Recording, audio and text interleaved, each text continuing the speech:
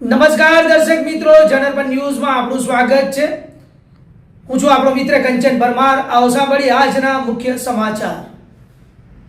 Dabhoi road પરથી લાખોનો વિદેશી દારૂ ઝડપાયો। કારમાં દારૂની હેરાફેરી કરતા 2 શખ્સો પોલીસના સકંજામાં। પોલીસે સ્થળ પરથી દારૂનો મોટો જથ્થો ડભોઈ રોડ ઉપર મહાનગર ઉડાના મકાન સામે આવેલા સમૃદ્ધિ સાફલ્ય કોમ્પ્લેક્સના બેઝમેન્ટ પાર્કિંગમાં ઉત્તમ જયસ્વાલ અને અભય જાદવ નામના 2 ઇસમો ભારતીય બનાવટનો વિદેશી દારૂનો જથ્થો ગાડીમાં ભરીને સગેવગે કરવાની તૈયારીમાં છે। બાતમીના આધારે પોલીસે તાત્કાલિક સ્થળ પર દરોડા પાડી બંને આરોપીઓને રંગે હાથે ઝડપી લીધા। પોલીસે સ્થળ પરથી દારૂનો મોટો જથ્થો કબજો કર્યો છે, જેમાં પકડાયેલ આરોપી ઉત્તમ શિવપાલભાઈ જયસ્વાલ અને અભય દિનેશભાઈ જાદવ કબજે કરેલ મુદ્દામાલમાં વિદેશી દારૂની 599 બોટલ, 2 મોબાઈલ ફોન, 1 કાર મળી કુલ મુદ્દામાલ ₹3,82,648નો મુદ્દામાલ પોલીસે જપ્ત કર્યો છે। આ દારૂનું નેટવર્ક ચલાવતા અને ફરાર થયેલા અન્ય 2 ઇસમોને પોલીસે વોન્ટેડ જાહેર કર્યા છે।